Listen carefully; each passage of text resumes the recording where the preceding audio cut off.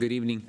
In compliance with Chapter 551 of the Texas Government Code, I call to order a public hearing of the Board of Trustees of the Austin Independent School District for Thursday, June 23rd, 2022 at 7:02 p.m. A quorum of the board are physically present at AISD Central Office to conduct this meeting. Board meetings are open to the public based on space availability to ensure social distancing and the health and safety of our community and staff. This meeting is streaming live on AISD TV and Apple TV. It's also being broadcast on cable channel 22 through Spectrum Grande and on channel 99 through AT&T Universe. Closed captioning in English is available on these platforms for individuals who are deaf or hard of hearing. And to our audience tuning in remotely and here in person, welcome and thank you for being here, for joining us here tonight. We will move to the approval of the agenda. Secretary Singh, do you have a motion to approve the agenda? So moved. Is there a second? Second. Having a motion by Secretary Singh and a second by Trustee Zapata to approve the agenda, all those in favor, please raise your right hand. And the motion passes by all those on the dais. Next is an opportunity for the public to share comments with the board. This time allows speakers to comment publicly pertaining to the adoption of the recommended FY 2022-23 budget. Members of the public wishing to participate in the public hearing portion of our meeting called the dedicated AISD phone line in advance of the meeting to sign up to speak in person or to audio record their remarks. Tonight we have 5 people signed up to speak in person, and we have 3 who have left a recorded message. We will begin with the in-person testimony, and in order to provide as many opportunities for input as possible within a limited time period at this meeting, each speaker will be allotted 1 minute. No substitutions or yielding of time to others is permitted, and callers who signed up to speak in person are welcome to come to the microphone when their name is called, and we will call 3 names at a time. As you come to the microphone, there's a device that will light up as you move through your 1 minute of allotted time. When the buzzer sounds, please make a final thought in 1 sentence. And again, we ask that whether you come to give a complaint or praise, that you reference the staff member by position or by abbreviated last name. We ask that all audience members, whether speaking or not, to please show respect for others at all times. And tonight's speakers are, the first 3 are Candace Hunter, Bree Rolfe, and the third is Megan Vasquez. And as you make your way up, Candace, I'm just going to mention the other 2, Jacob Morgan and Eric Ramos. So you may proceed. Mike, please.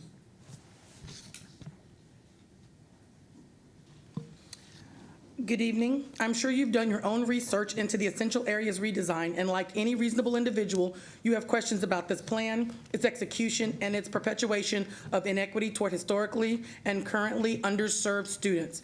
This evening, I will just share with you some of the questions I have.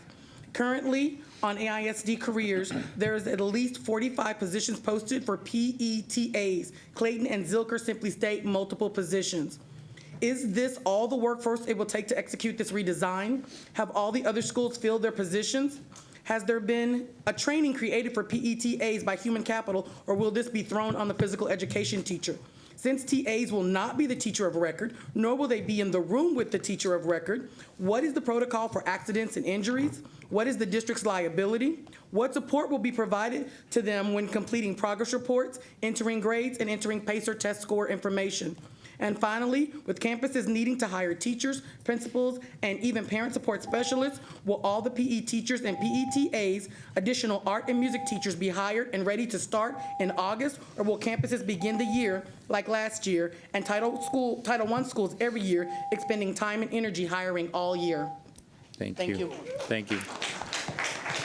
Bree.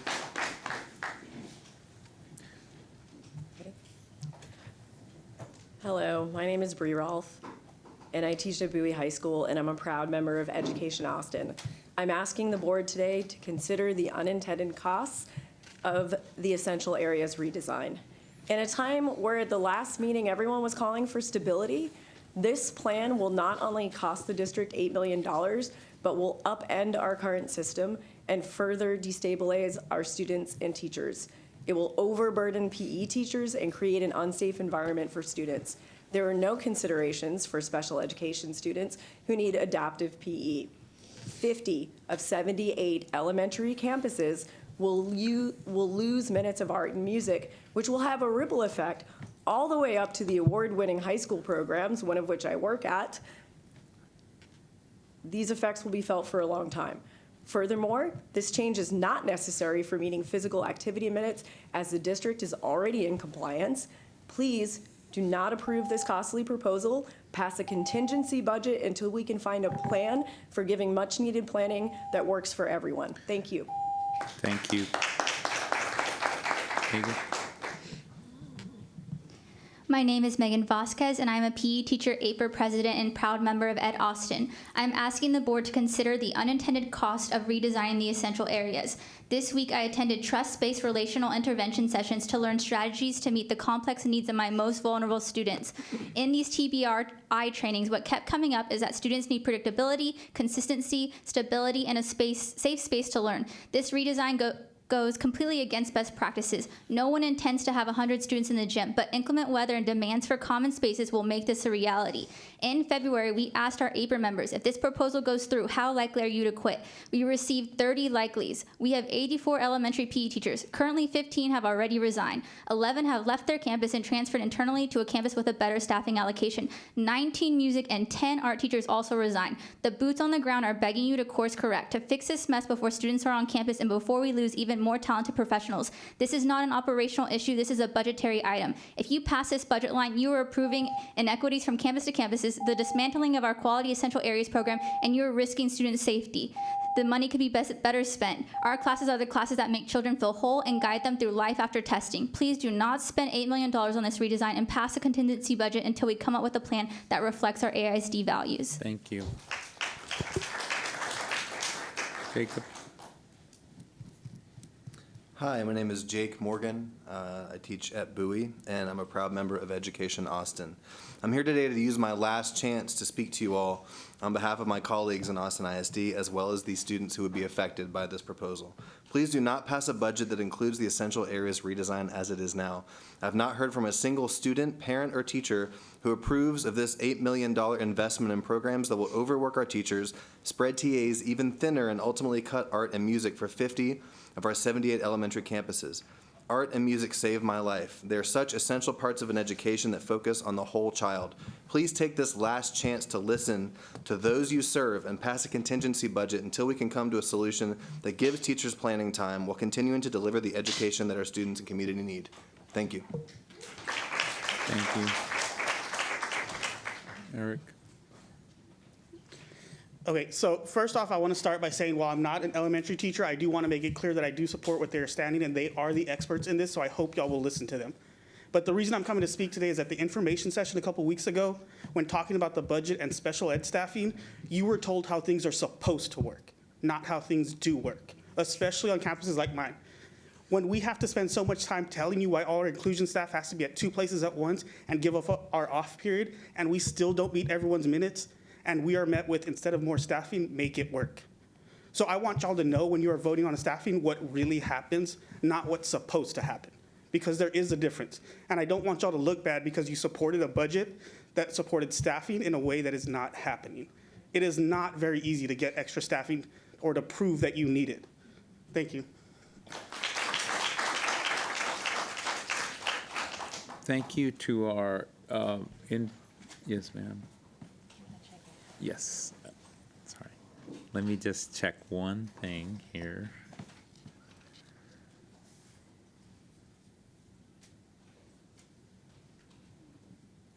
So we have one more speaker in person, and so we apologize, there was a miscommunication. There is one more speaker that's speaking tonight, and I want to call her up, and it's Emily Sawyer.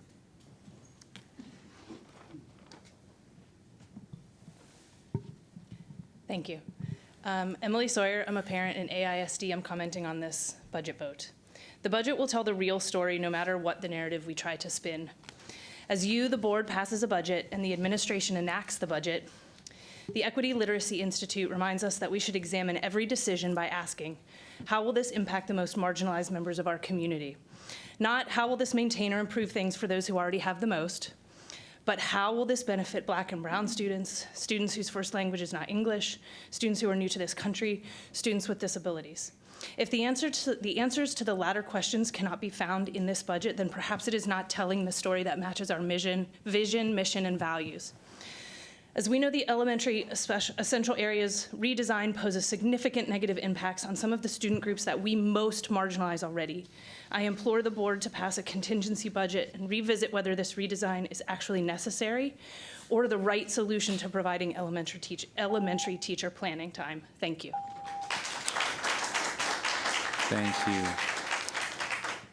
So first of all, thank you to our in-person speakers. We are now going to play the recorded message for public testimony. So trustees, please listen carefully.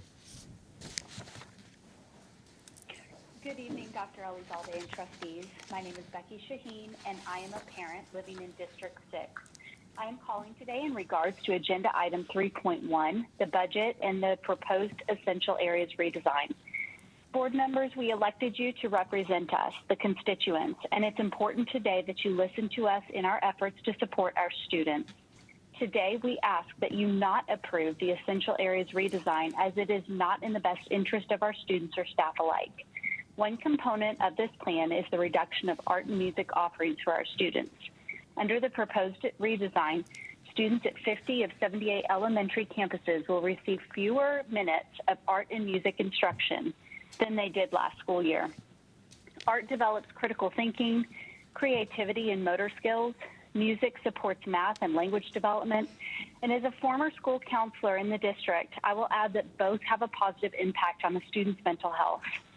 Cutting art and music minutes does not serve our students, especially students who are already disenfranchised, like those receiving SPED services and Black and brown students. Imagine a world with less art and music. It is not. Good evening, Dr. Elizalde and Board of Trustees. My name is Angela De La Cruz, and I am a second grade teacher and a proud member of Education Austin. I am also an alum of AISD. I am calling today about Agenda Item 3.1 to express deep concerns for the Essential Areas Redesign proposal. Some of my fondest childhood memories with AISD are from the rich Essential Areas programs offered with the ABC rotation. Currently, all students receive the same allocation of music, art, and PE minutes in our 3-day ABC rotation. With this new proposal, there will not be a unified or equitable system. Instead of an organized school district, we will be a district of schools operating by campus preferences. Entire grade levels will be attending PE without enough space to accommodate a safe, quality physical education. This plan will cost $8 million and negatively impact AISD's core values of providing a safe and equitable whole child education. Please do not approve this costly proposal. Pass a contingency budget until we can find a plan that works equitably for all of our schools and students. Thank you for your time. My name is Christine, and I am a parent of an elementary student and a proud member of Education Austin. I am calling about Agenda Item 3.1 to express our deep concerns for the Essential Areas Redesign proposal. Currently, all students receive the same number of music, art, and PE minutes in the 3-day ABC rotation. With this new proposal, there will not be a unified or equitable system in the district. This plan will cost $8 million and negatively impact AISD's core values of providing a safe and equitable education for the whole child. Is $8 million responsible to spend when we have 533 teacher openings, 172 TA openings, and 53 days till the first day of school? Please do not approve this budget proposal. Pass a contingency budget until we can find a plan that works for all of our schools. Thank you for your time. So this concludes public testimony. Trustees, are there any questions or clarifications you'd like to make? Okay, and if not, our next item will be a presentation on the adoption of the recommended FY 2022-23 budget. Dr. Elizalde? Thank you, President Rodriguez, members of the board. Our Chief Financial Officer, Ed Ramos, will walk us through our final proposal. President Rodriguez, Dr. Elizalde, members of the board, before you, we have part of the budget adoption process, which is part of board policy CE Legal, and also part of the Texas Education Code 44.0 .001 through .006, where we have our public meeting to discuss the budget and the tax rate. For July 1st districts, our board must adopt a budget by June 30th before any funds can be expended the next fiscal year, which is the 22-23 fiscal year. So in going over the information, one of the first things that we looked at, next slide, is our strategic plan, our priority, and our scorecard goals. So as part of the board's priorities and scorecards, we were tasked with looking at fiscal stewardship as a prioritization. That included looking at our first rating and making sure that we did and put our best effort forward to ensure that we maintain that superior rating. As far as when TA looks at the first rating, two of the bigger areas that they look at that specifically affect Austin ISD are the fund balance, because that basically determines a district's financial stability. So that was one of the areas that we looked at as part of this budget process. Another piece of our priority is the bond rating. And so our board goal is to maintain at least one of the top two levels of the highest bond rating that is allowed to a school district. And so for Austin ISD, our bond rating is currently a AAA bond rating. That is the highest bond rating that a school district can receive. We are one of about only 6 districts in the entire state that have that strong bond rating. As far as when the bond rating agencies look at our overall bond rating, they look at our financial management. How are we as a school district managing our overall budget? They look at our fund balance.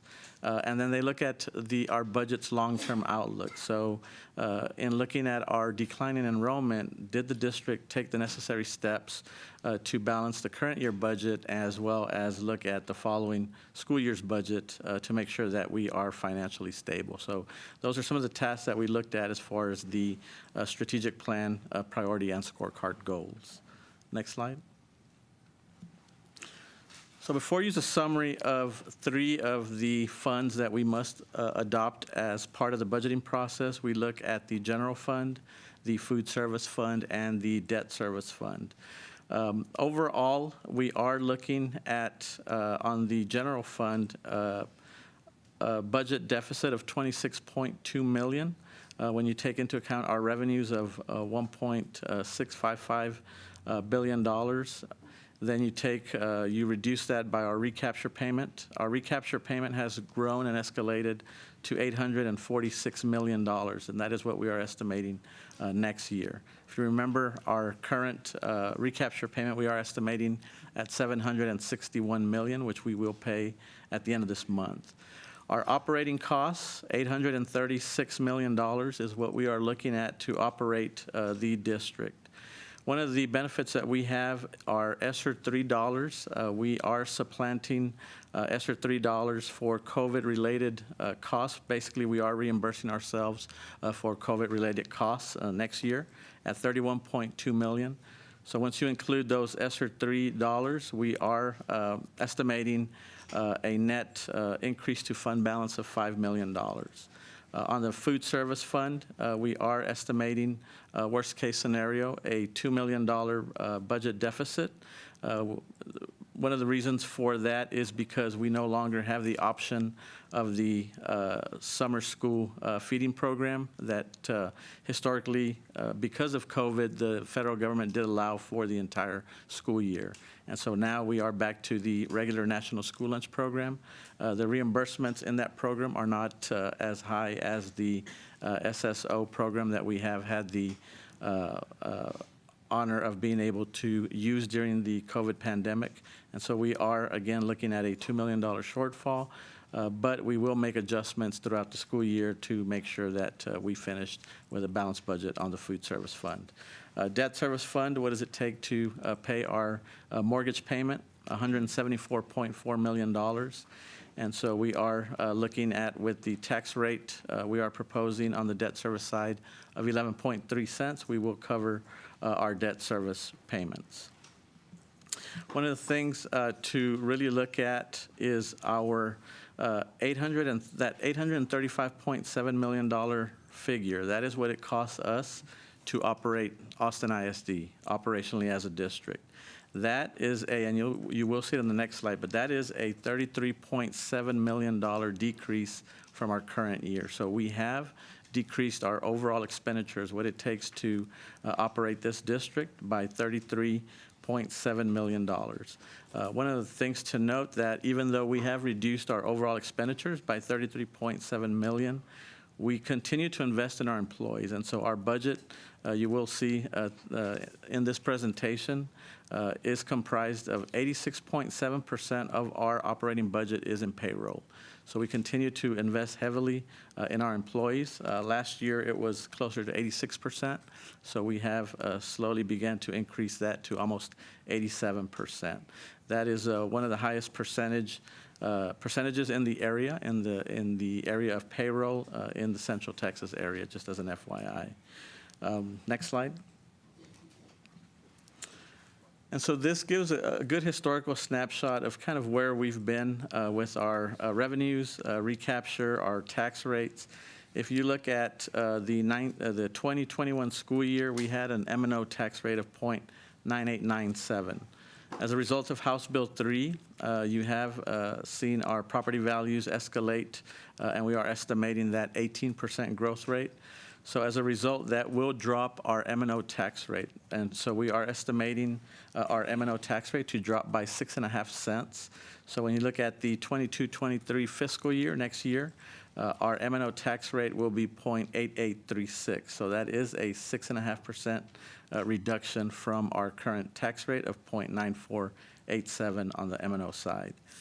One of the things that you'll also notice is our revenues are increasing next year from $1.5 billion to $1.655 billion. And so that if you're a community member or a parent, you see that number and you think, well, Austin ISD has more funds to spend. Our revenue has grown. One of the areas that really hurts the district, and we continue to discuss it, is, of course, recapture.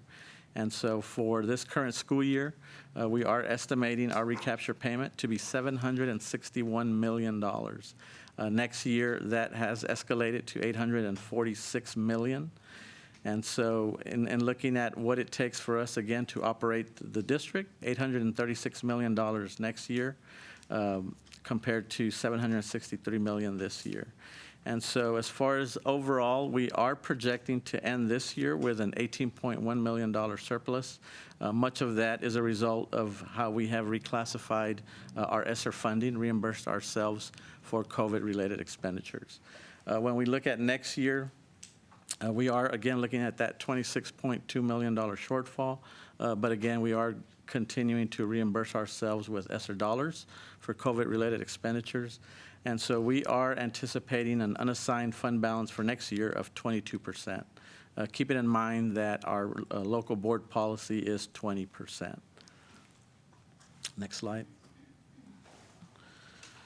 This really gives a good picture of our overall expenditures, where we're spending our money and where those funds are going. So when you look at what we adopted back in the 21-22 school year, we adopted a budget of almost $1.6 billion in expenditures. When you look at next year, we're at $1.681 billion. And so again, it looks like we're expending more funds as a district. When you look at the snapshot on the right-hand side, that gives a true picture of what's actually happening in this district. And so when you look at what it has taken us to operate Austin ISD, last year we adopted a budget of $869.2 million.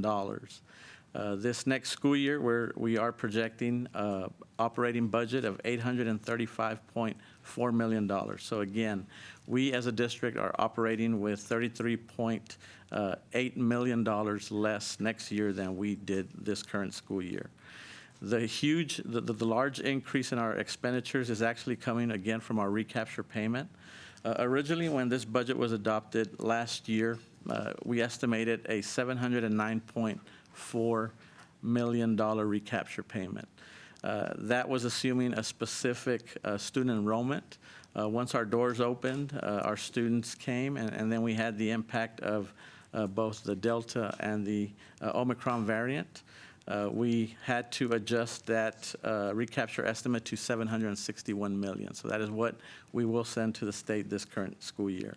Next year, $846 million is what we estimate.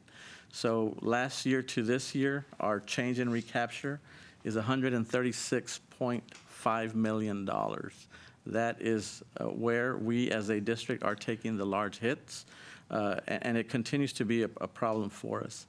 Many school districts in the Central Texas area, you are starting to see that because of the high growth in property values, they are now becoming recapture paying districts. So before, where some districts around us, like Leander, Pflugerville, even Hutto, did not pay into the recapture system, next year, we are estimating that they are now going to be paying into recapture. And so when you look at our budget, and we did our best to pass a balanced budget, these districts that I just mentioned are looking at passing deficit budgets. So this is starting to become the norm rather than the exception throughout not only Central Texas, but the state of Texas. So something has to be done with our current state funding system.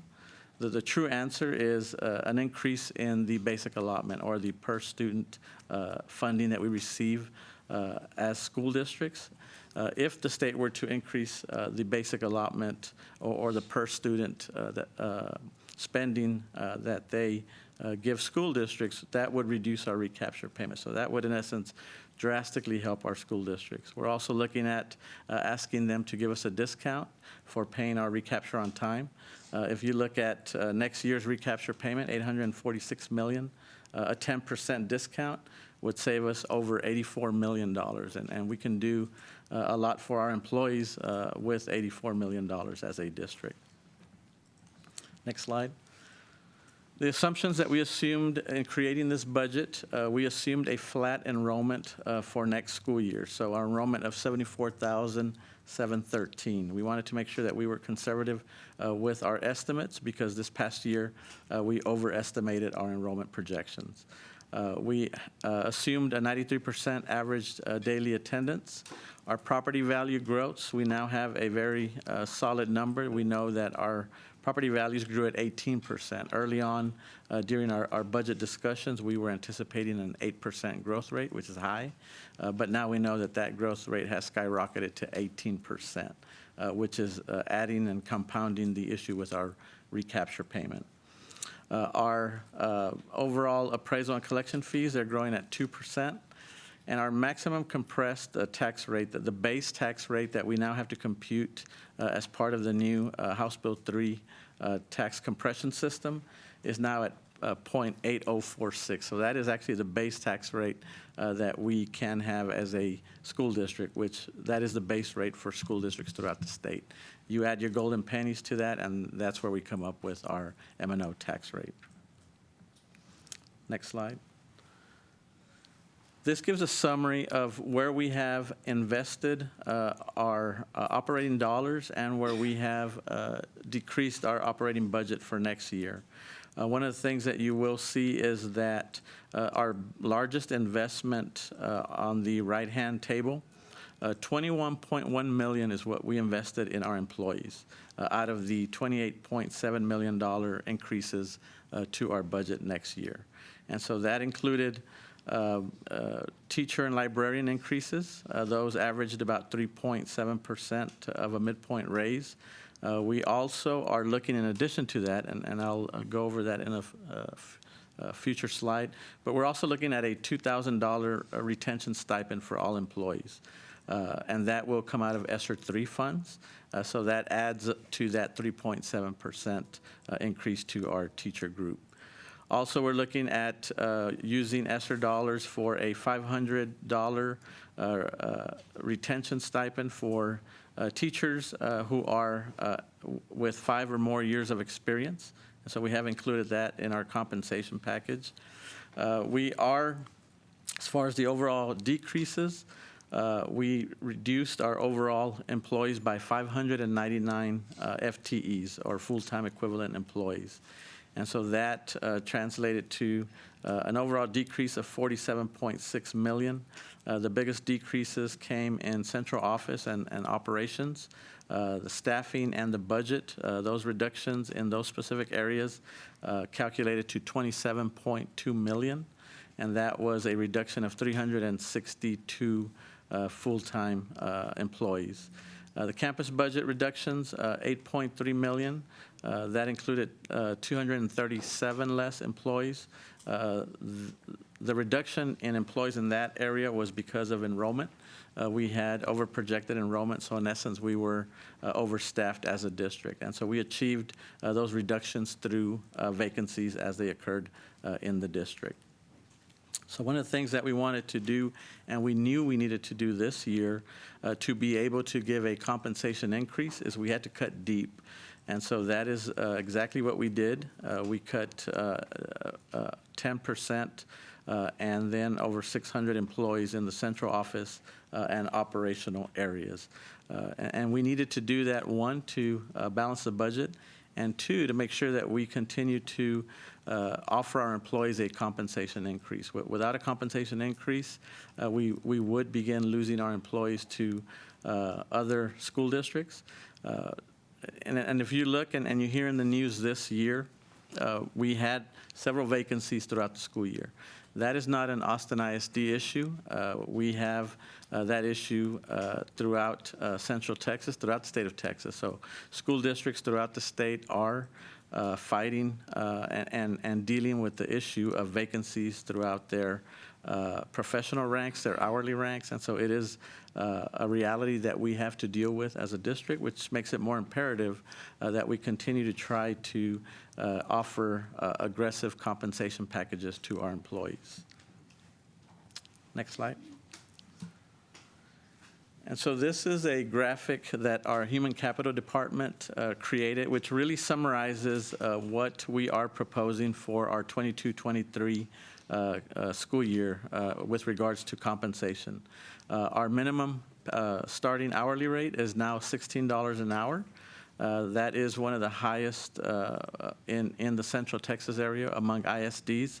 Several other school districts are at $15 an hour, so they have also increased their starting hourly pay. Our bus drivers, we are at $21 an hour starting at a starting rate, and that is in line with many of the other school districts around us. Librarians and teachers, we did propose a 2% increase at midpoint, and then we also increased their base pay by $1,000. So that did include the librarian and teacher groups. Again, that was an average of a 3.7% increase. We also are offering out of ESSER dollars a Reading Academy stipend of $1,000. And then we have a retention stipend of $500 if you are a 5-year experienced teacher or more. And then we have our PPFT program in this district, which also increases teacher pay based on different categories. And then our counselors also are receiving the 500-4-5 retention stipend as well. One of the big areas that we looked at to continue to retain our employees, knowing that we couldn't be as aggressive as we would have liked, not only with teacher pay, but with our hourly employees. Because of that, we did offer and are offering a $2,000 retention stipend for all employees next school year. And so any full-time employee, any active full-time employee who is employed with Austin ISD as of September 1st of 2022 will qualify for this $2,000 retention stipend. It will be paid out in the month of November and the month of March. Those are strategic because of the holidays. And so when you look at an hourly employee, a $2,000 retention stipend is going to be huge for that employee group. It really raises the percentage that they are receiving next school year. So again, the goal was to offer an aggressive retention stipend so that we can continue to retain our employee workforce. If you are part-time, you would qualify for a $1,000 retention stipend.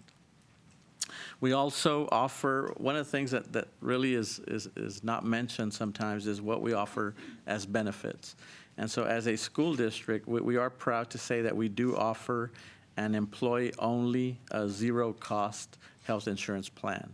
And so there are districts around us that do not offer a $0 employee-only health insurance plan.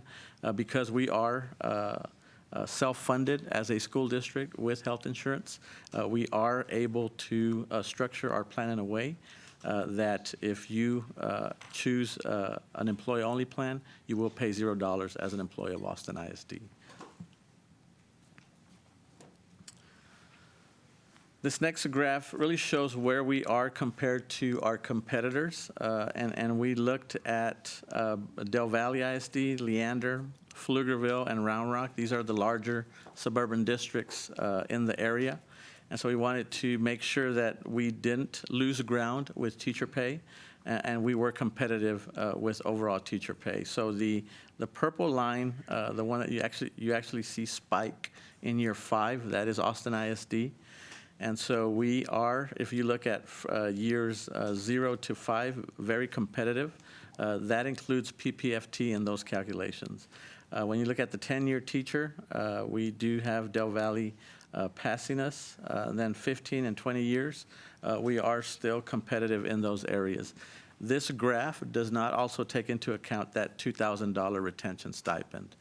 So that is another benefit where we try to make sure that we were still aggressive with teacher pay. One of the things that we have said is our goal is to become the highest paying district in Central Texas with regards to our teachers. That we cannot do that overnight. That's usually a 2 to 3 year budgeting plan. This is year 1. So our goal is within the next 2 years to be the highest paying district in Central Texas with our teachers. And why do we want to do that? Because we know that the cost of living in Austin is really getting way up there. And so in order for us to attract our teachers and to retain our teachers, we want to be very aggressive with our pay to give them a reason not only to stay, but to make sure that we continue to invest in our employees throughout this district. Next slide. And so here's historically where we have been with not only enrollment, but recapture. And one of the challenges that we face as a school district is our enrollment has continued to decline over the past several years. We saw a large decline between the 1920 and the 2021 school year of almost 6,000 students. One of the things that you will note, though, is that we have drastically slowed that decline down. So even though in the 2021 school year, the current school year, we over-projected our enrollment, when you look at the actual numbers of 74,982 in 2021 compared to our current school year of 21-22, we only lost 269 students. So the enrollment decline has slowed drastically. And that's one of the reasons that when we estimated our budget, we estimated a flat growth rate. But that graph is telling that we are slowing down our enrollment loss from over 6,000 one year to now 269 students. But one of the things that occurs when a school district is growing in property values and is losing enrollment, our recapture payment is escalating. And so that is what you see next year, $846 million, again, is what we are estimating in recapture payments. Next slide. This graphic basically shows, again, compares that recapture payment to our total operating costs. So if our total budget was a dollar bill, if you tear that dollar bill in half, that is what is happening in Austin ISD. So we are sending half of our total expenditures, what it takes to run the district, back to the state of Texas. And so in essence, Austin ISD is funding another district our size with our local tax dollars. So that is a huge concern. It continues to be a huge concern for us as a school district. We are in the lower third quartile as a state as far as funding per student nationally. And so we know that the state of Texas has a far way to go as far as how they fund on a per student basis. One of the challenges that we face also as an urban district is that 52% of our students are economically disadvantaged. And so when you look at the original recapture system, it was created where wealthy school districts would assist and share in the cost of education and assist poorer school districts. And so what we are finding is now that is not the case. So usually a school district with a high number of economically disadvantaged students would benefit from such a system. Now, even though we are at 52% economically disadvantaged, we are one of the victims of this system where we send over half of our tax collections back to the state. And so that is really a problem. Our issue is that property value-wise as a school district, we are property wealthy. But personal wealth, when you have 52% of your students as economically disadvantaged, the personal wealth is not in Austin ISD. And so again, it is a current issue with the current funding system. We will do our best to take that battle to the legislature this next legislative session, but we do know we have a lot of work to do.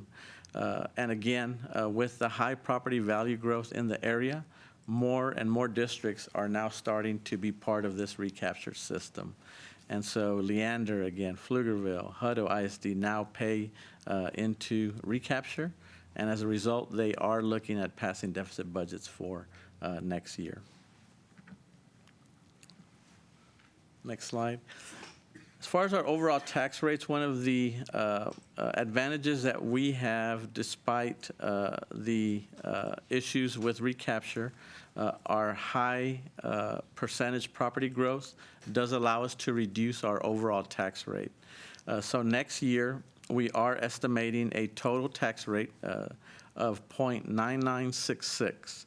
And so again, that is 6.5 cents less than our current tax rate. When you look at the other school districts and what they are estimating for their tax rates next school year, again, these are all proposed rates. School districts don't set their tax rate till August, September timeframe. But we should be the lowest taxing school district in Central Texas. So that is a huge number for us, just to show our community that we are one of the lowest taxing districts in the state. And in Central Texas at 0.9966, again, what we are estimating for next year, a 6.5 cent reduction from our current tax rate. Next slide. And so we have always continued to have conversations about our fund balance and the need to make sure that we maintain at least that 20% fund balance number. Just to ensure not only follow local policy, but ensure that we maintain that financial stability as a school district. And so these are projections of what would happen if our current enrollment continues to stay where it is and our property values continue to grow.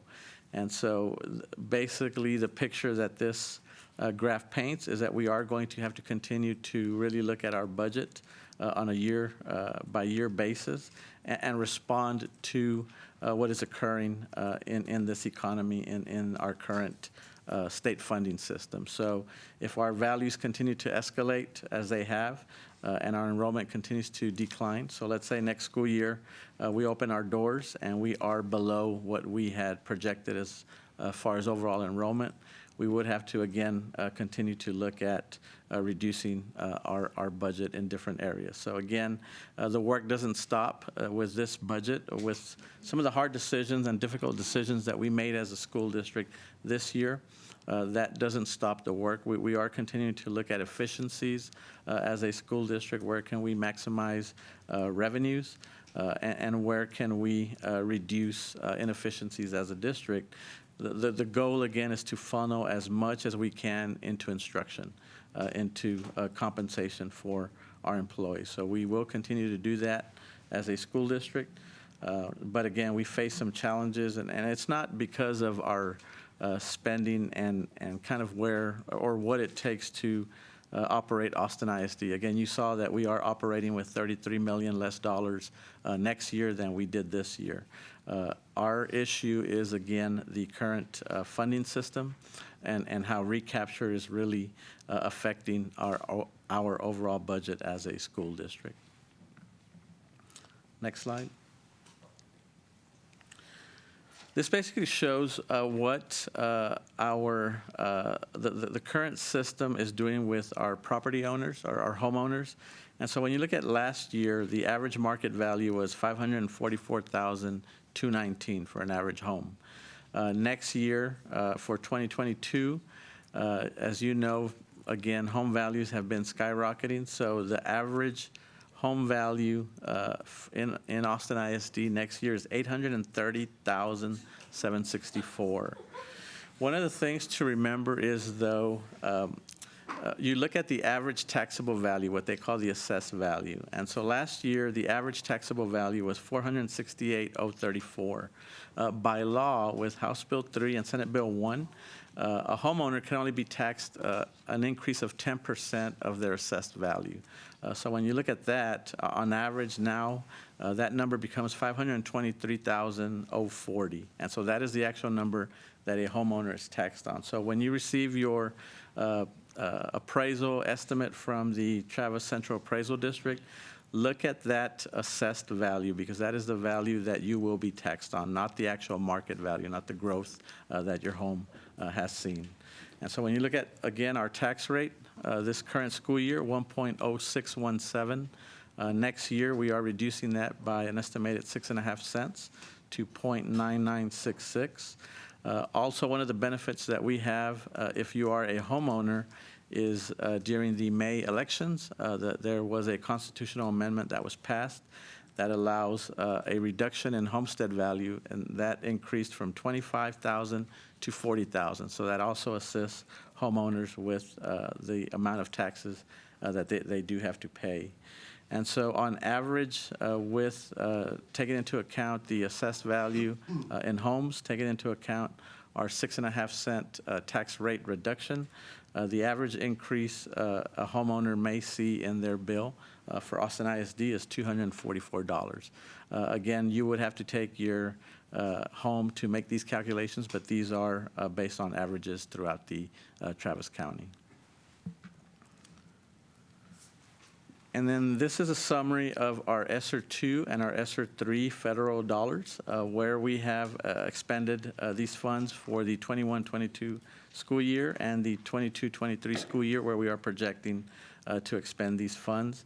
And so you see the categories that we have as far as the areas that we are looking at spending some of these funds to address COVID-related expenditures: academics and school leadership, enrollment engagement, technology, facilities. District-wide, we had a vaccine incentive. Next year, we will be looking at, again, that retention stipend out of ESSER 3. And then, of course, supplanting, reimbursing ourselves for COVID-related expenditures, both in 21-22, 22-23. And then the last year that we have to expend these federal dollars is the 23-24 school year.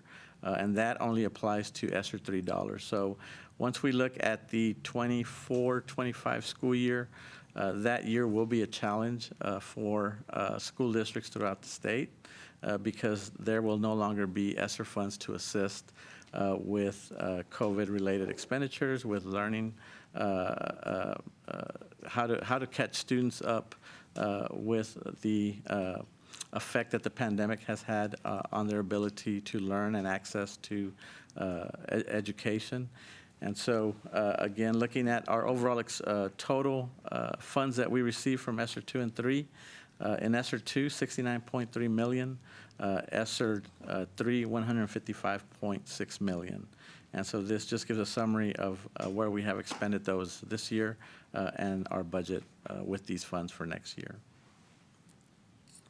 And with that, I open it up to questions from the board or the public. Thank you. Mr. Ramos, trustees, are there any questions? Trustee Lugo? Thank you, Chief Ramos, for the presentation. And just so that folks are attuned to one of the corrections that was made on the budget, can you speak a little bit to the bilingual line item that we had talked about last time? I think there's the response is actually in board docs, but if you could just speak to that? Yes, so originally, when we looked at our board info session, we did have an incorrect amount with bilingual education. What we found is that we coded the bilingual stipends as special ed stipends, and so it looked like we were reducing investments in bilingual education by 79%. That number is actually 27.1%. And the reason that it is a 27.1% reduction is because we are paying less in stipends. So the bilingual education services PIC code 25 specifically addresses bilingual stipends. And so our actual cost for next year is $6.4 million. Originally, it was, I believe, $2.9 million, so that was incorrect. But basically, we are paying less in bilingual stipends because of our decreased enrollment. So we have less bilingual teachers in the district. And then, again, I know this is in board docs, but just to bring people's attention to it, I think there was a conversation about the budget, the proposed budget for CTE, and then the proposed budget for special education. Mm-hmm. So as far as the proposed budget for CTE expenditures, it had a reduction in that specific category of 38.6%. And I'm going to bring in comp ed as well, a reduction of 22.9%. And then dyslexia, a reduction of 17.2%. What's actually happening there is that we are coding our teachers into basic education. Once we have the schedules and we know the amount of periods that teachers are teaching in these specific areas, we do go back and reclassify into the correct categories. So you will see those percentages increase as that occurs. Thank you. And then one other question, and I'm not entirely sure what this question means. It was sent to me. It was brought to my attention. So the question is, something about a 20% property tax homestead exemption. Is that the same thing as I just lost it, it's the 65-year-old and older exemption. So on page 14, that the last little bit, last paragraph on that page talks about the residence homestead for a person 65 years of age or older. Mm-hmm. And so I'm not entirely clear whether that's the same thing as what this other person was talking about, that there's like some sort of, yeah, go ahead. Yeah, so that may be referring to one of two things. So in the May election, two propositions passed. One was increasing the homestead exemption from $25,000 to $40,000. The other one basically addressed property or homeowners that are 65 or older. Depending on when they applied for that paperwork, they were not able to access the same benefits that regular homeowners were accessing. And so that vote corrected that issue. So now anyone that's 65 or older does have their property values frozen, and they do have the same benefits as regular homeowners now. And so just to be clear, that's not within our purview. That's not within our purview. Yes. Thank you. That's correct. Thank you, Trustee Liu. Trustees, any other questions? Trustee Singh. Thank you so much, Chief Ramos. You did such a good job answering so many of our questions, so thank you for doing that. I want to thank the administration for investing and paying our staff. I think that's fantastic to see the reading academies, the raises, the little incentive stipends and all of that. So thank you so much for investing in our people. I did have a couple of questions. If we can move to if we can look on the, pull up the recommended budget supplemental data file and look at page 13.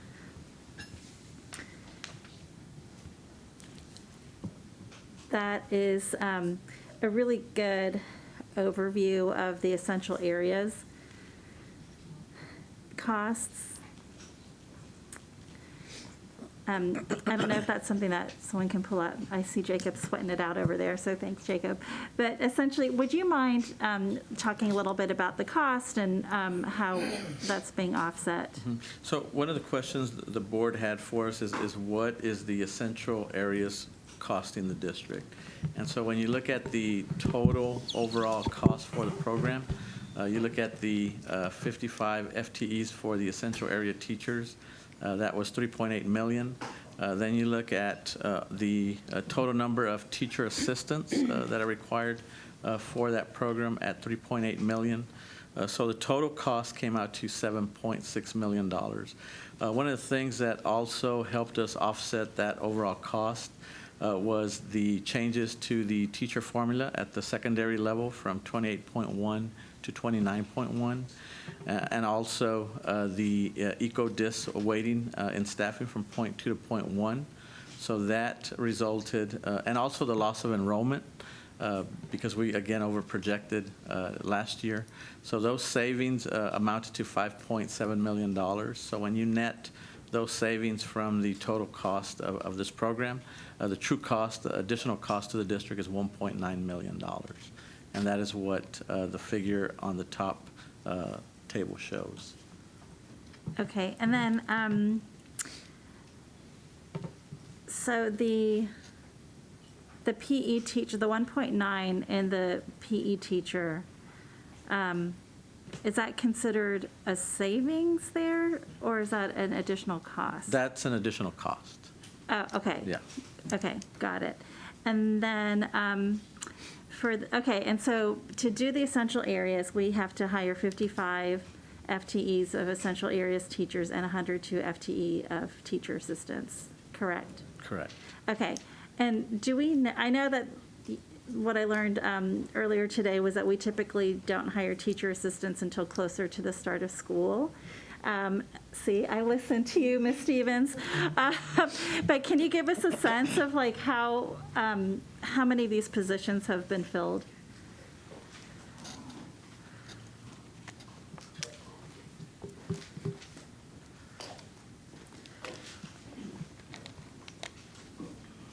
So out of the 55 additional teachers, it's split between PE, music, and art. And so right now, there are 7 art vacancies, 17 music vacancies, and 1 PE vacancy. Okay, So, great. And then for the essential area TAs, the 102 FTEs, do we And have any idea? I do not. Okay. I do not. And those include the, those include the PE TAs? Those are all PE. Oh, they're all PE. Those are all PE. The 102 were all PE. Okay. All right. So, okay. And I guess one of the things that came up in a conversation with us today earlier was that the administration is working with campuses to understand the special education programming, because I know we are committed to ensuring that students don't lose those services, and that we might have to hire some more special education staff as well, right? Right. So right now, the PE teachers that we included in the 55 are your general PE teachers. Within the special education department, they have a sub-department that is adaptive PE.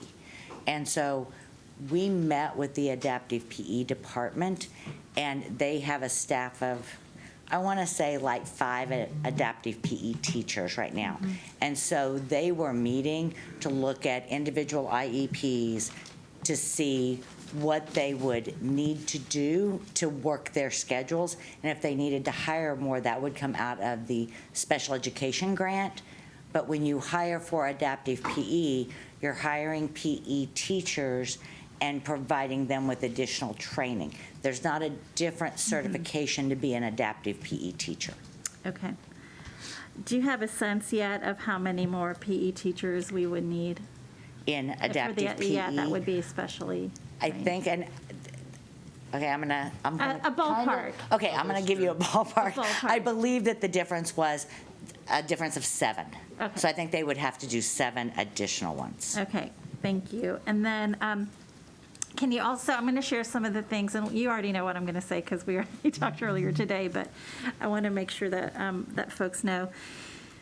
Can you talk a little bit about how, just generally, so a concern that's come to me is that special education, a few special education teachers have reached out to me and said, hey, I'm going to be pulled out of working with students and doing the IEP minutes with students to help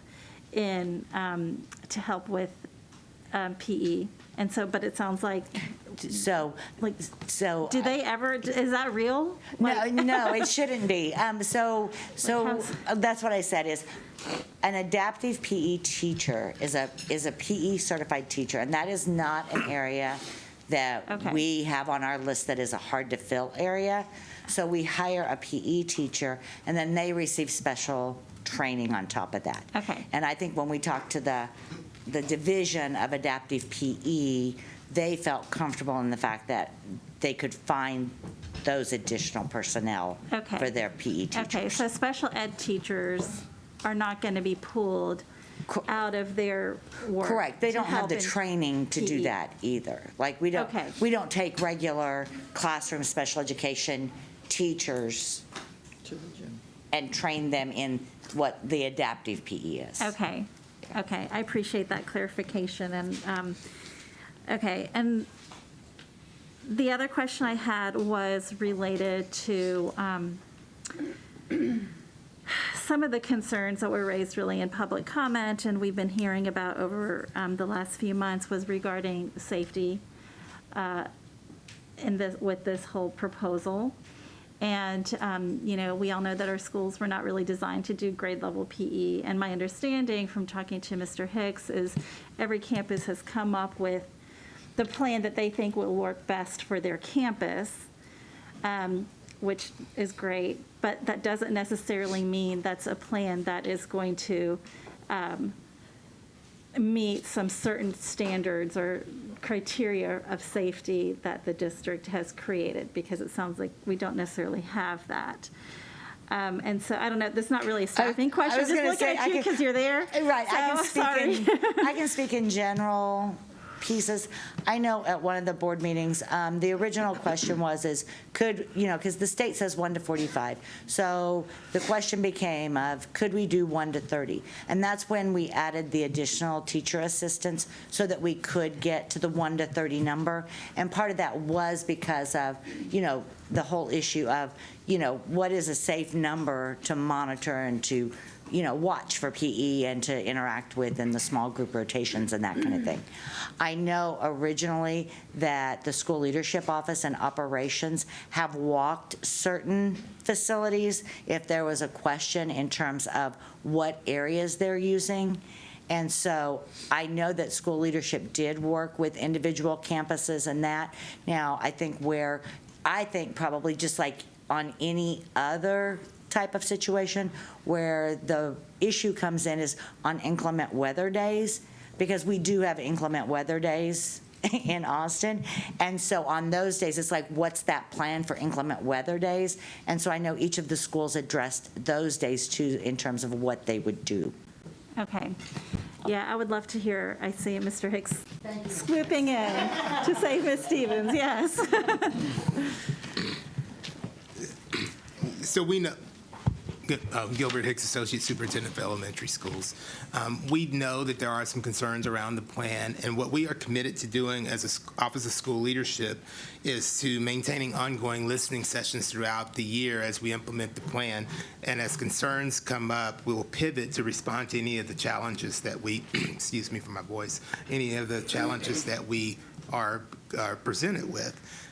We'll also commit to surveying our staff throughout the school year with the co-created survey to ensure that we have identified those challenges ongoing and are able to pivot to those challenges as we see them as a result of the survey as well. And we're going to be looking at the effectiveness of our implementation throughout the year with those surveys. But we want to just say that we are committed to making sure that this plan works and doing whatever it takes to make that happen, because it's about planning time for our teachers and disrupting the process that we've had for a number of years that did not allow for an equitable amount of planning time for our elementary teachers. I appreciate that. And thank you for talking about the listening sessions and the surveys to staff. I think that's going to be really critical. Are you guys going to be doing any of these listening sessions or surveys before school starts?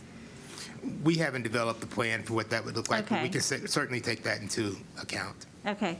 And then what's going to happen if I understand the plan in theory, and I'm really glad that you guys are starting to think about, or have been thinking about increasing planning time for elementary teachers, but what's going to, so there's a theoretical plan, right? And then there's like what happens in reality.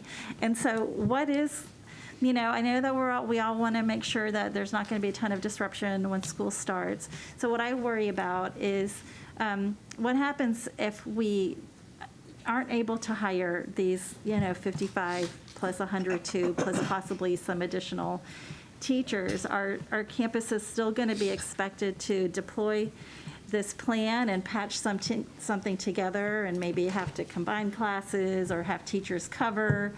Or, that's the kind of disruption that really we start hearing a lot from parents and teachers. And obviously safety is an issue there too. So what happens if we're not able to hire these people?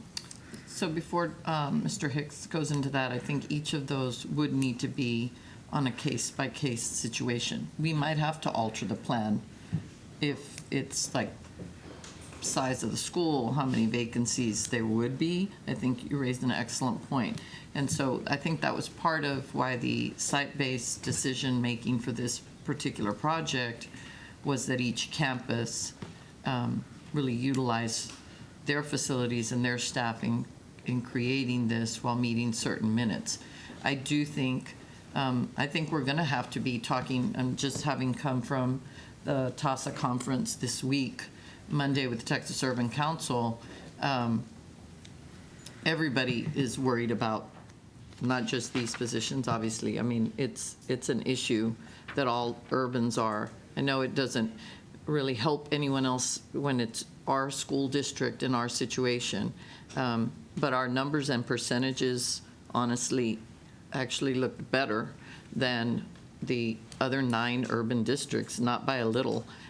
Actually by a pretty significant amount. The one thing that really stood out was our community's dedication to teachers and to the schools, because we did flatten out our enrollment from last year to this year, and not one of the other school districts did. And the reason I raise that is if our students do come, it also helps just with regard to that recapture payment in an exponential way, could help us in a positive way too.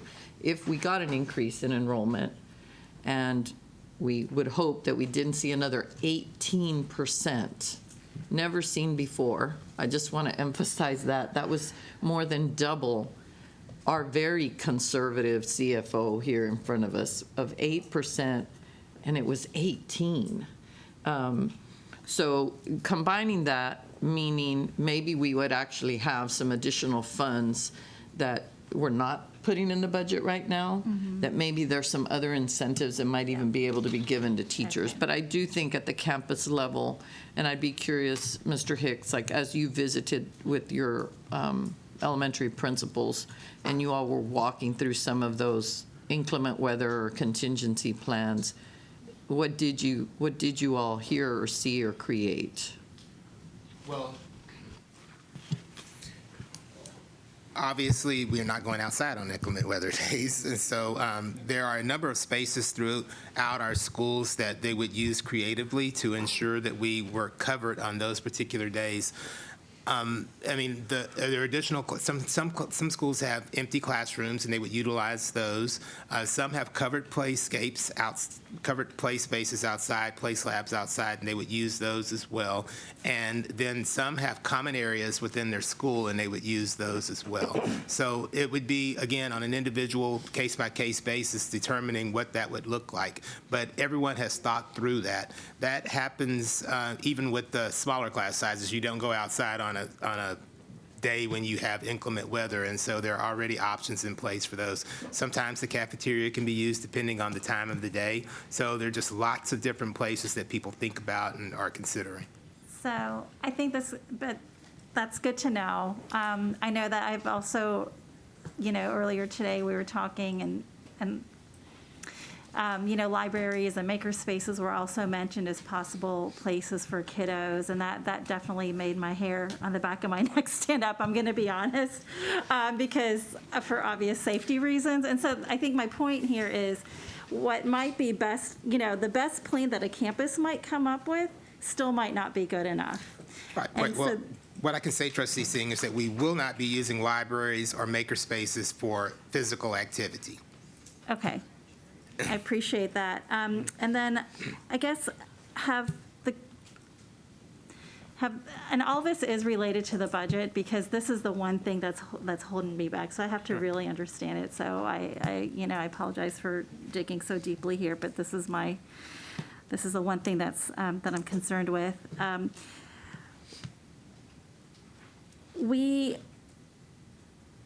I guess, hey, Dr. Bays, I would love to just hear with you, because you're the one that's going to have to implement all this. And I really appreciated what you had said to me earlier, is that you guys were, and I believe that you really are going to be talking to folks. But can you just share, give some reassurance, hey, if we can't hire people, or if the school doesn't have really proper spaces for inclement weather, that they're not going to be forced to do this? That's really what I just don't want us to think about doing this if it's not going to be safe. Can you all hear me?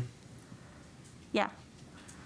Yeah, I think Mr. Hicks just kind of spoke to it, and that's why we wanted to make sure that we answered that question about libraries and maker spaces, because earlier when you mentioned that, we wanted to make sure that wasn't a situation where students will be having PE in either one of those spaces. And so our commitment is to doing, what we just said, listening throughout this process to make sure that we can troubleshoot or pivot any challenges that come up, and that we're supporting our campuses and our principals, and making sure that our students are always safe in any instance that they come through the doors of a AISD building. And so that's where we are. Those listening sessions will start next year, Trustee Singh, so we can hear, again, what it actually looks like at the implementation, because we know change can be frightening, and we've done what we've done for a number of years.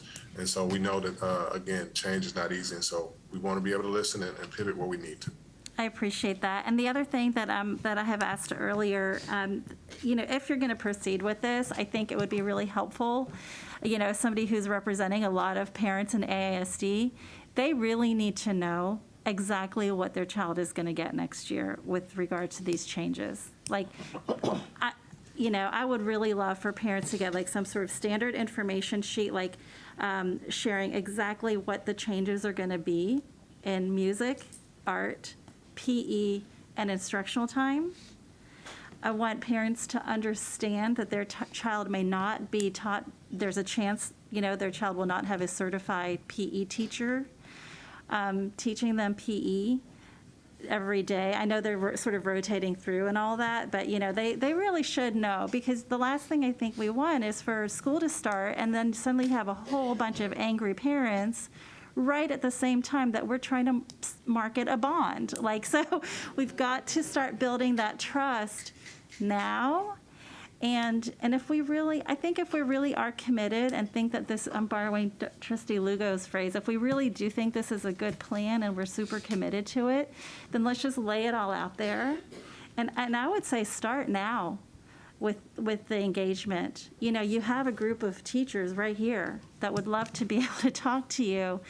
I would say listen to them, because we've heard not only from the union, we've heard from Education Austin, we've heard from ATPE, we've heard from teachers who are not affiliated with unions. I've heard it from everyone. and it's not that I'm against this plan.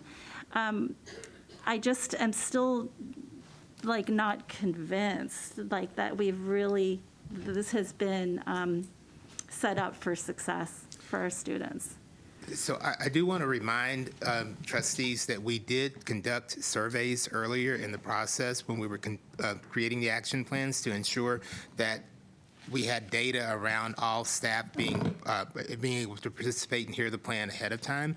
And then principals also did talk about their plans in parent coffees and at CAC meetings and at PTA meetings. So the engagement process has already began, and it's not that we're starting from scratch with that. What we are committed to doing is continuing that portion of the engagement as well as adding the listening sessions for everyone to that too.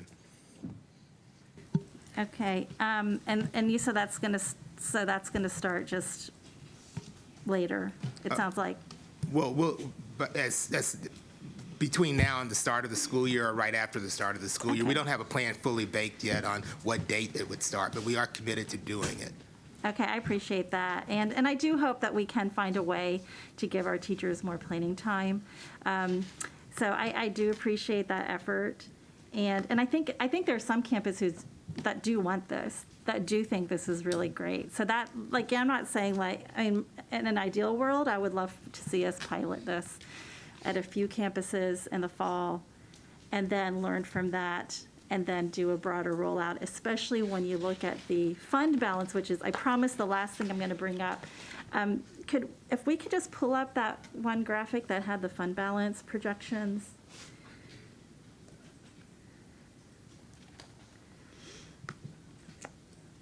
And Chief Ramos, was that in the PDF presentation? Or Yeah, was it that was on the supplemental? PowerPoint, slide 13. Okay, I knew.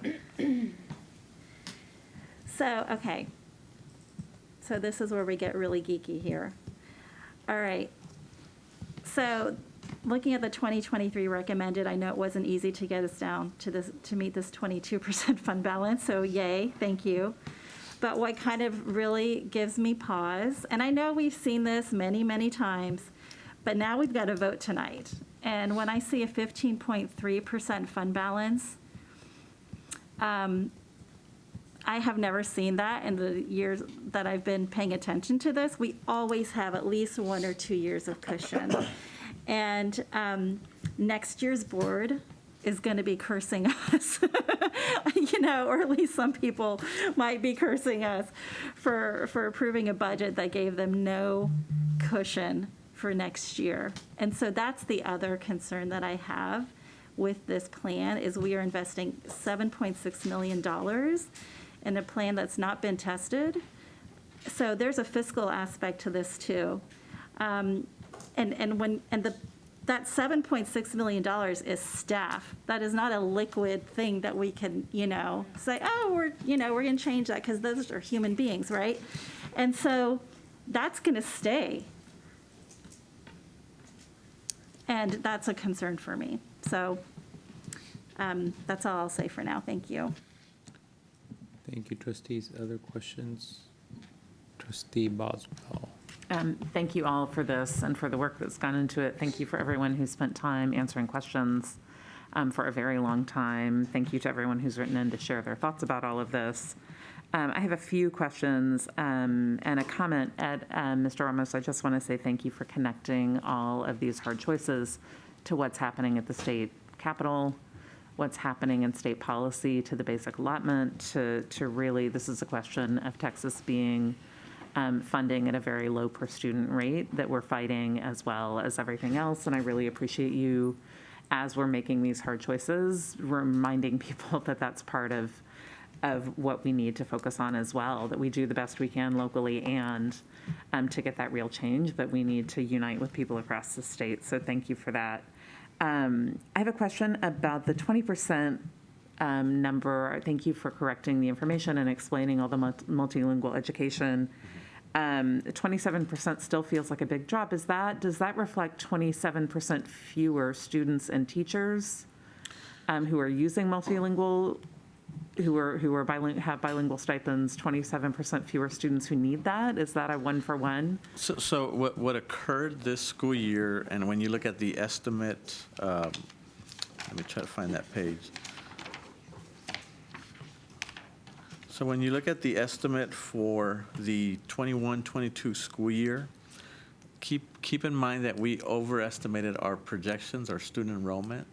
And so we overestimated the number of bilingual stipends that we would pay in 21-22. And so that's what we budgeted. But we now know that we were 3,000 students above, we overprojected by 3,000 students. This year, we've corrected that, and so we have projected for a flat enrollment. So now we are actually estimating a more accurate number of the actual stipends that we will pay to specifically bilingual qualified teachers. And so the number that you see there, that 6.4%, is an actual number of stipends that we will pay compared to the 8.8 million. Keeping in mind that that was budgeted, that's not actual. So once the end of June gets here and we look at actuals, that number will probably be lower, closer to maybe 7 million, a little over 7 million. So that percentage decrease is, keeping in mind, from budget adopted to budget adopted. And I do want to add to your question, Trustee Boswell, is the largest number of kids that we lost were at elementary. So you're going to see a different ratio of what it would have affected if, because when you think about it, well, did that happen across all grade levels? No, our largest loss were at elementary grades. So you would see a bigger effect on those stipends. That makes sense. Thank you for that. And do you feel like we lost a disproportionate number of students who are English language learners and emergent bilingual as well? Yes, and partially because the outpricing of our community. Yeah. And so we're going to get, even fewer folks that are able to stay within our boundaries. And then, the recapture, so it's the property value, then it's the taxes, because even though we had a lower tax rate, you still had an increase in dollars that we each had to pay for taxes. So it's really hard for us, yes, it's a lower tax rate, but with property values going up so much, you still have to come up with more dollars. And you're like, wait a minute, how did the tax rate go down and my tax bill went up? Yeah, and that is our reality. And to clarify on that, Mr. Ramos, we are not choosing to lower our tax rate and have less money. We are required to lower our tax rate. That is correct. And have less money. That's correct. Per the current state funding guidelines and formulas, as our property values grow at a higher percentage than the statewide average, we have to reduce our overall tax rate, which is what House Bill 3 did with tax compression. Yep, thank you for making sure people realize that. So to reiterate your point, tax compression is a state requirement that we have to do. Yes. And that was part of the legislation so that, there was, I guess, credit given to individuals for lowering the tax rates. Yes. Thank you. I just want to be really clear on that we're not, choosing to do that. And yet we're all paying more, so yes. And then I have just a couple of follow-ups. I think most of my questions about the planning time have been asked and answered, and I know we've had a lot of conversation, a lot of back and forth about this. I don't think there's question that people support more planning time. It's the how, and I'm trying to square how the expertise that is in central office, and I think a plan that people really believe in and invest in, doesn't match the expertise I'm hearing from campuses and from families, and we've been hearing since February really a flood of comments that this is not going to work at the campus level, real concerns. I think if we look back at what we talked about on Tuesday with the testing, that the testing came after the end of year test came after STAR, and that was something people from campus said wasn't going to work, and now we know it didn't. I'm really concerned.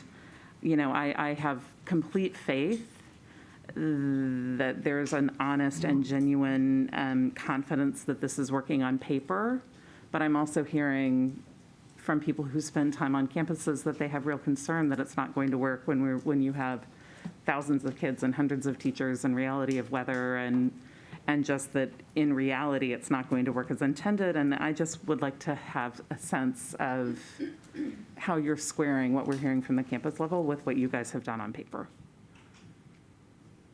And with a lot of input, I know, from people on campuses, but we're also getting a lot of input from people on campuses, and I'm having trouble reconciling that with a big recurring cost.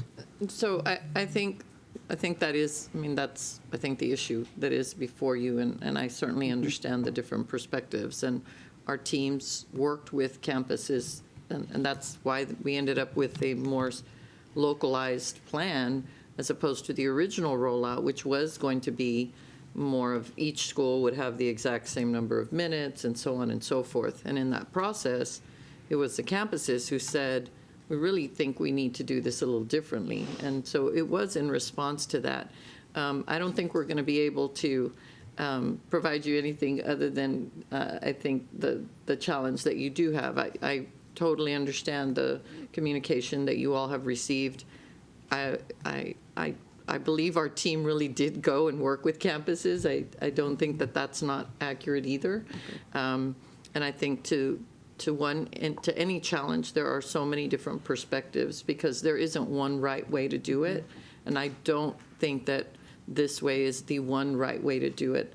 I do think we let our campuses lead and we let them make the adjustments, and we put in those sessions to get feedback starting at the beginning of the year for that purpose, to do our best to try to respond to the concerns that folks had given to you all that we've heard in public comment, and really rely on that feedback as well so that we can help the campuses make adjustments in meeting all those needs. All right, thank you for that. I think that's it for me for now. Thank you. Thank you. Trustees, other questions? Trustee Zapata?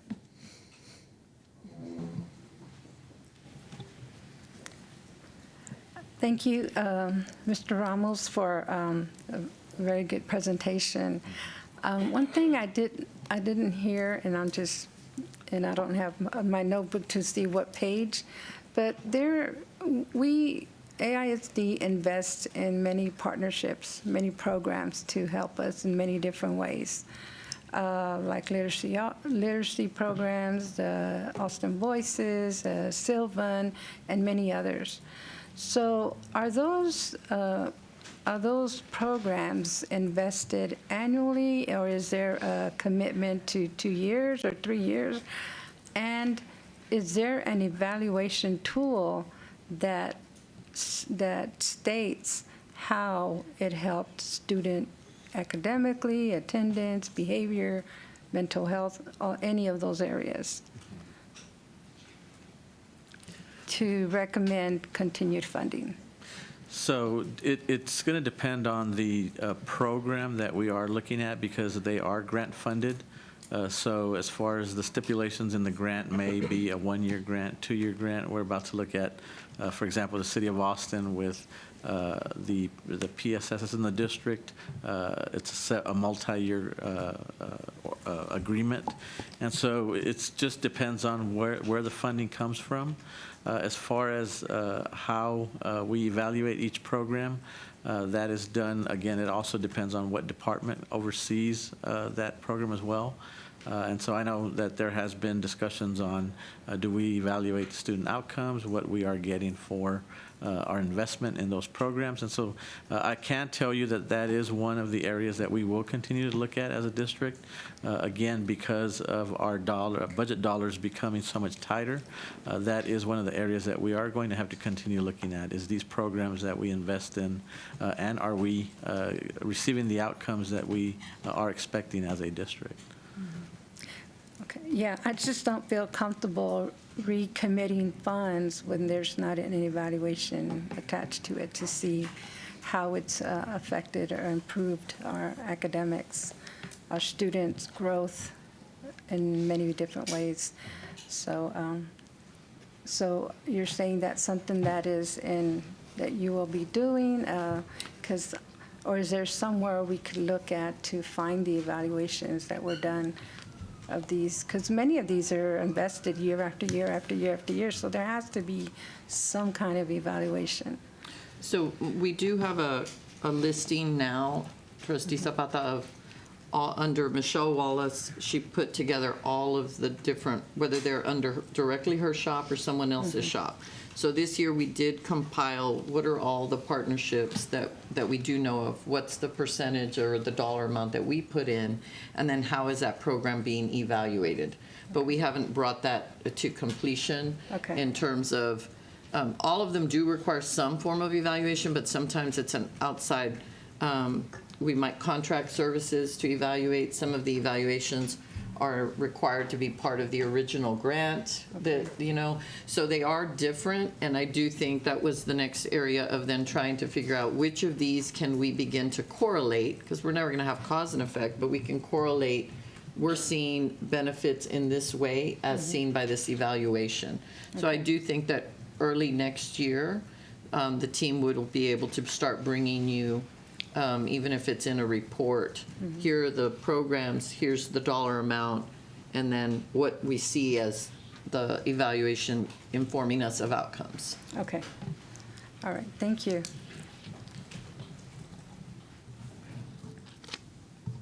Trustees Zapata, I thought you had mentioned the minimum wage.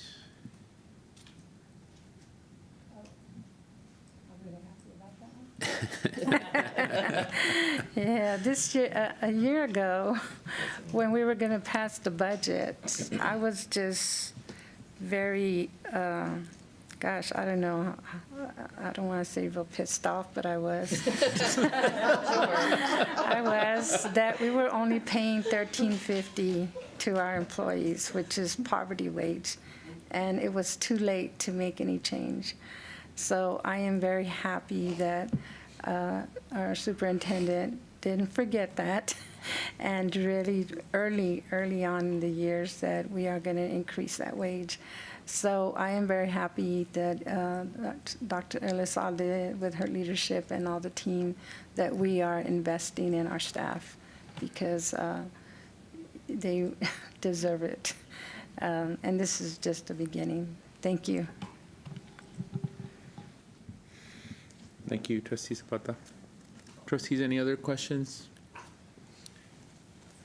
If not, at this time, we will adjourn our public hearing, take a short break, and then return to open the regular voting meeting. Secretary Singh, do I have a motion to adjourn the meeting? So moved. Is there a second?